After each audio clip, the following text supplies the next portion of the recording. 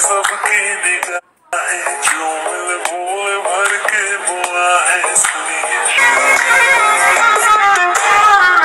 आशिक बनाया आशिक बनाया आशिक बनाया अपने। হে মাই কিউটি ওয়াইটি জান পাখিরা, কেমন আছো তোমরা? আশা করি সবাই ভালো আছো এন্ড আমিও ভালো আছি।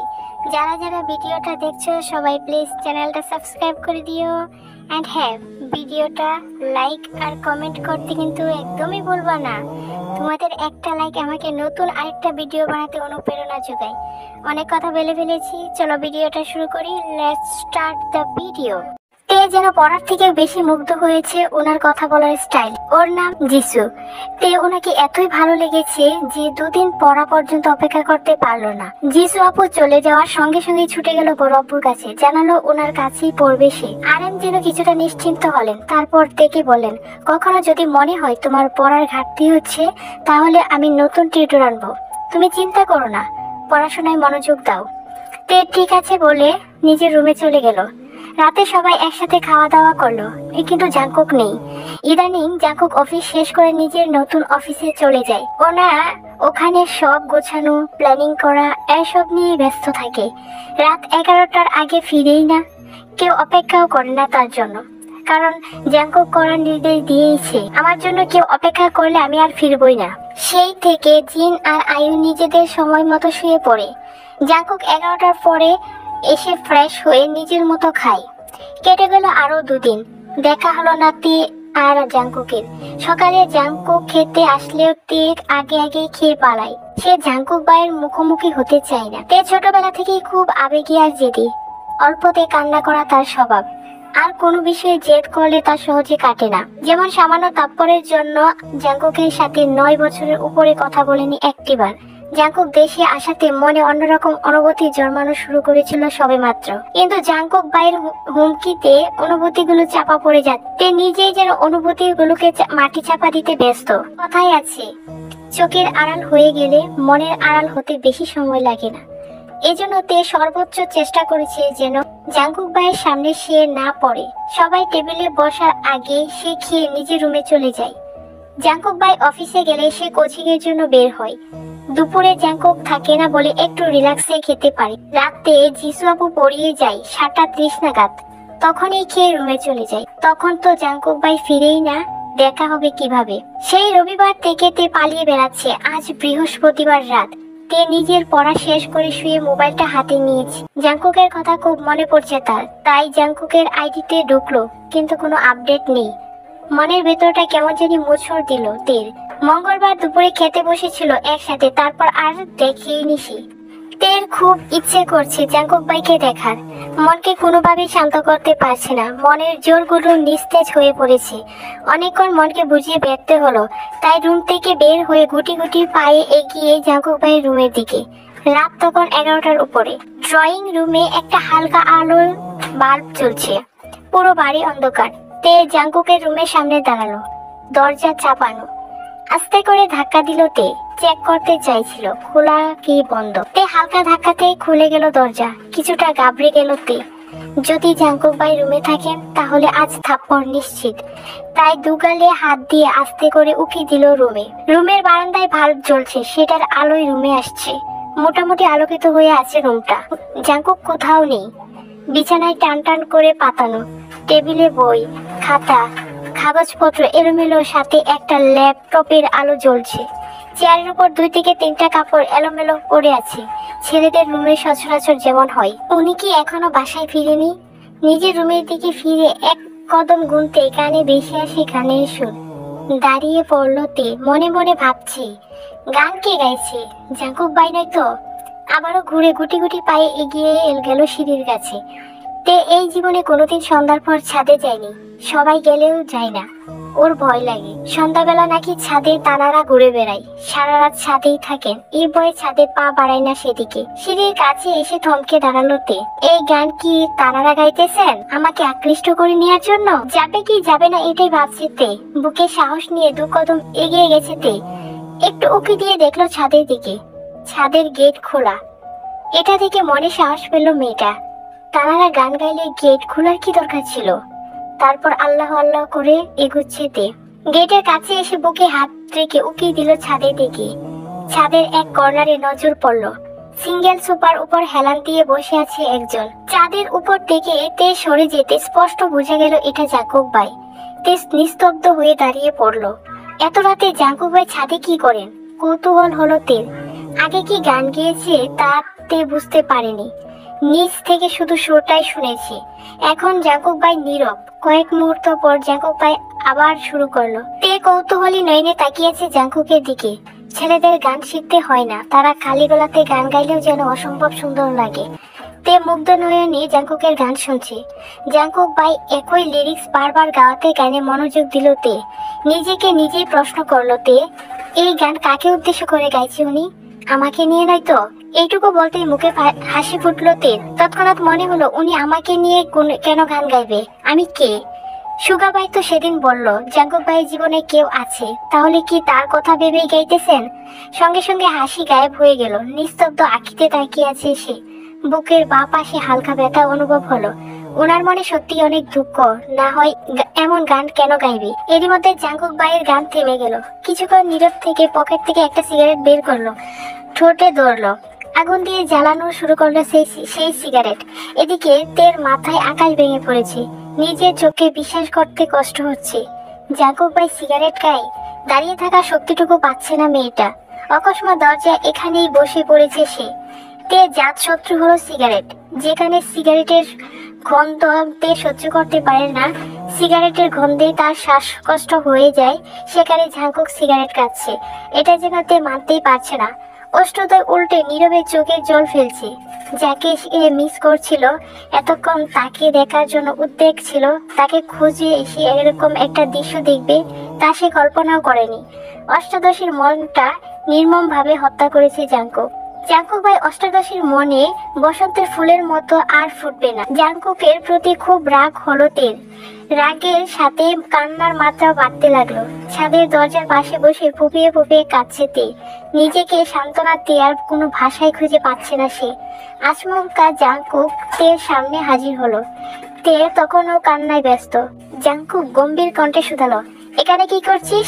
জাঙ্কুক ভাইয়ের কণ্ঠ শুনে তে ভূত দেখার মতো চমকে উঠলো। তে কান্নার তীব্রতা এতটাই বেড়ে গেছিল যে ছাদের কর্নার থেকে জাঙ্কুক শুনতে পেয়ে ছুটে এসেছে। অতিরিক্ত কান্নায় তের শরীর কাঁপছে। জোর করে কান্না থামিয়েছে, নাক টানছে আর জোরে জোরে শ্বাস ছাড়ছে। জাঙ্কুক গম্ভীর স্বরে পুনরায় বলল, কথা বলছিস না কেন? এত রাতে এখানে কি করিস?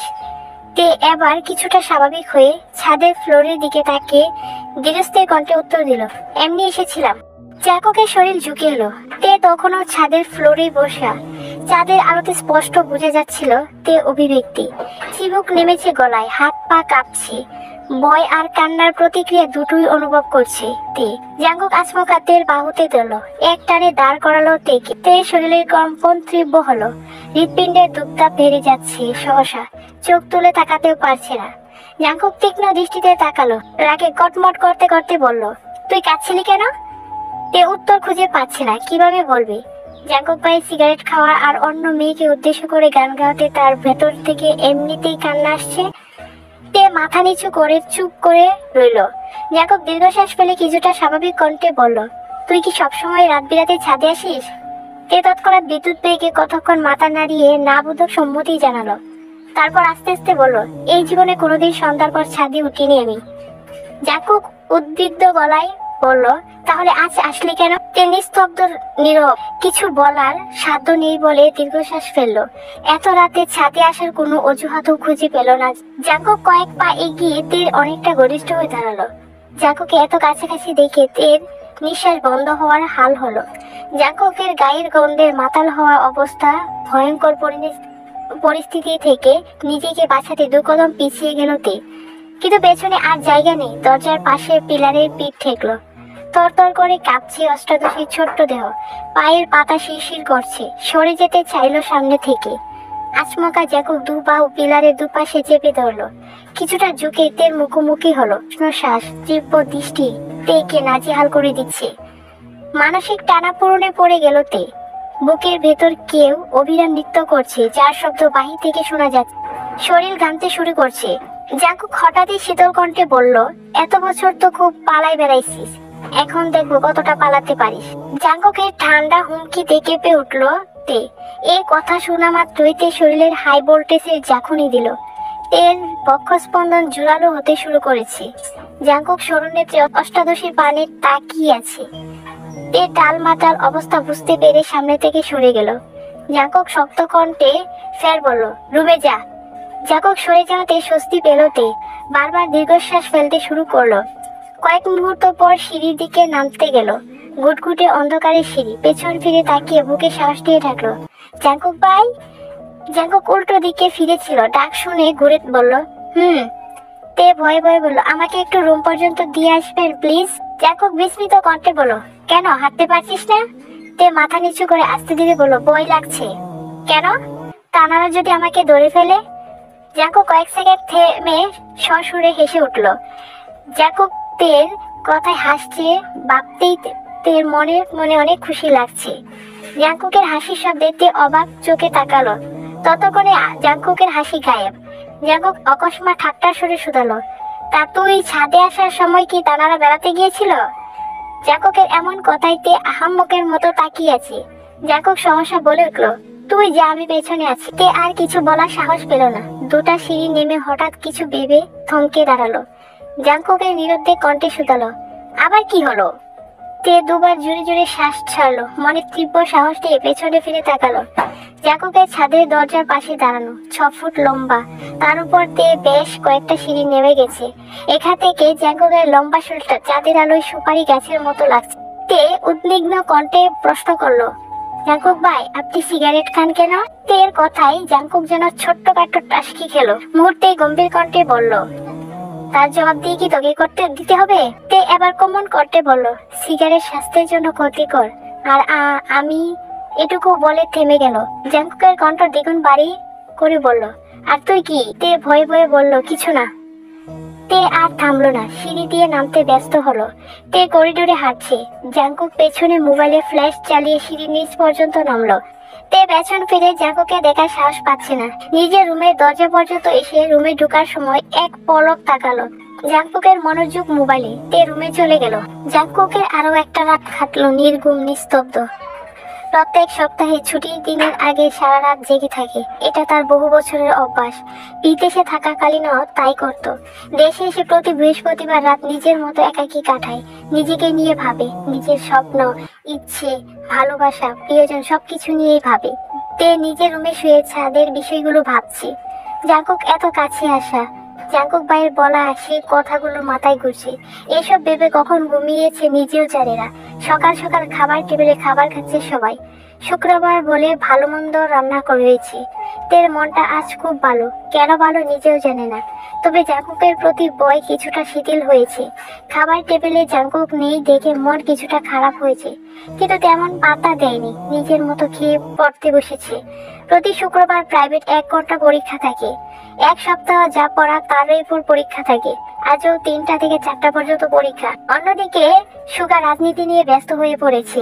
সামনে এমপি নির্বাচন, প্রিয় নেতা মনোনয়ন কিনেছে। সবাই মিটিং মিছিলে ব্যস্ত। জনসমর্থন যাচাই করে মনোনয়ন দেয়া হবে। সুগা এখন সব এলাকা যেতে হচ্ছে। জনগণের সুবিধা অসুবিধা শুনছে, লিস্ট করছে। এমপি নির্বাচনে কয়েক মাস পরেই হবে সভাপতি নির্বাচন। সুগার টার্গেট সভাপতি হওয়া, তাই তাকে আরো বেশি অ্যাক্টিভ থাকতে হচ্ছে। 2:30 নাগাদ তে পরীক্ষা দিতে বেরিয়েছিল। আজ একটু বেশি আগেই চলে গেছে। পরীক্ষা শুরু হতে এখনো 10 মিনিট বাকি। তাই জিমিন আর তে গল্প করছে। জিমিন বলো, কি রে, তোর হিটলার ভাইয়ের কি খবর? কিছু তো আর বললি না। ছবি দেখাবি বলছিলি, তাও দেখালি না। সত্যি সত্যি মন থেকে বের করে দিয়েছিস? তে বললো, মুখে যা বলি তার সবটাই কি পারি? এত চেষ্টা করে তো পারলাম না মন থেকে তাড়ানো। গত রাতে থাকতে না পেরে গিয়েছিলাম ওনাকে দেখ। কি যে একটা বাস খেয়েছি। কেন, কি হয়েছে?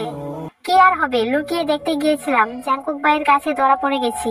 ব্যাটার চোখ আছে, ভালো হয়েছে। গেলি কেন তুই? তে মনে মনে ভাবছে, এখন যদি জিমিনকে বলি জাঙ্কুক ভাইয়ের জন্য কান্না করেছি, তাহলে জিমিন আমায় এখনই বালি চাপা দিয়ে দেবে।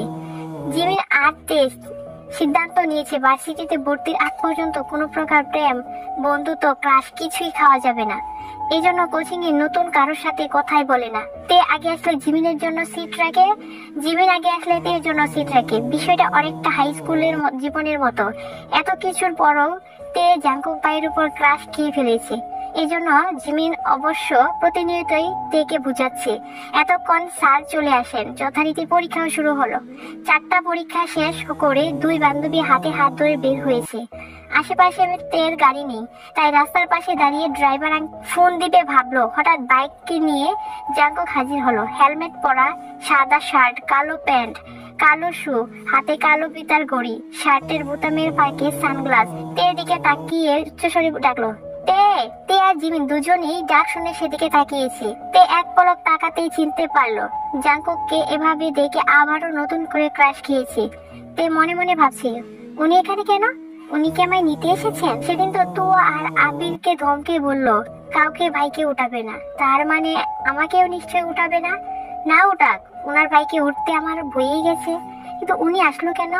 আল্লাহ জানেন কোন পাপের শাস্তি দিতে এখানে এসেছেন। আল্লাহ বাঁচাও। এসব হাবিজাবি ভাবনায় ব্যস্ততে এদিকে জিমিন তের হাত জাপটে ধরে আছে। জাংকুক তের দিকে খানিকক্ষণ সুস্থির বনে তাকিয়ে আছে। হয়তো তের অভিব্যক্তি বোঝার চেষ্টা করলো। এবার হেলমেট খুলে তের দিকে চোখ রাঙিয়ে বলল, উঠ। তে অজানা ঘরে আটকে গেছে, আনমনে হাবিজাবি ভাবনায় ব্যস্ত। জাংকুকের কথা কানেই গেল না। জিমিনও মনোযোগ দিয়ে ছেলেটাকে দেখছে। আগে কখনো এই ছেলেকে দেখেনি। জিমিন সুগারকে অনেকবার দেখেছে, কিন্তু জাংকুকে ঠিক মতো চেনে না। জিমিন মনে মনে আড়লো, এই ছেলে কে? তেকে বাইকে উঠতে বলছে কেন? জিমিন তের হাতটা আরো শক্ত করে ধরে আছে। জাংকুক এবার ধমকে উঠলো, এই উঠ। এই তে, উঠতে বললাম তো। তে আবার চমকে উঠে গোল গোল চোখে থাকায় পরপর দুবার জোরে শ্বাস নিয়ে নিজেকে কিছুটা স্বাভাবিক করে তারপর জিমিনের দিকে তাকিয়ে বিড়বিড় করে বলে, উনি জাংকুক ভাই। তৎক্ষণাৎ জিমিন তের হাত ছেড়ে দিল। হয়তো জাংকুকের রাগী চোখ মুখ কিছুটা ভয় পেয়েছে। তে কয়েক পা এগিয়ে জাংকুকের কাছাকাছি এসে দাঁড়িয়েছে। ততক্ষণে জাংকুকের বাইক থেকে নেমে গেছে। জাংকুক তের দিকে স্পষ্ট চোখে তাকিয়ে উদ্বিগ্ন কণ্ঠে শুধালো, এই তুই কি কিছু খাস? তে কপাল কুঁচকে বললো, মানে কি খাবো? কোন দুনিয়াতে থাকিস তুই? ডাকলে শুনিস না? তে চুপচাপ মাথা নিচু করে রইল। জাংকুক আবার বলল, বাইকে উঠ। জাংকুক তেকে বাইকে উঠতে বলেছে, এটাও সম্ভব? তে নিজের কানকে বিশ্বাস করতে পারছে না। তে হেলদুল নেই দেখে জাংকুক বাইক থেকে হেলমেট নিয়ে নিজেই তেকে পরিয়ে দিল। তারপর পুনরায় বাইকে বসে গুরুগম্ভীর কণ্ঠে বলল, তুই কি উঠবি?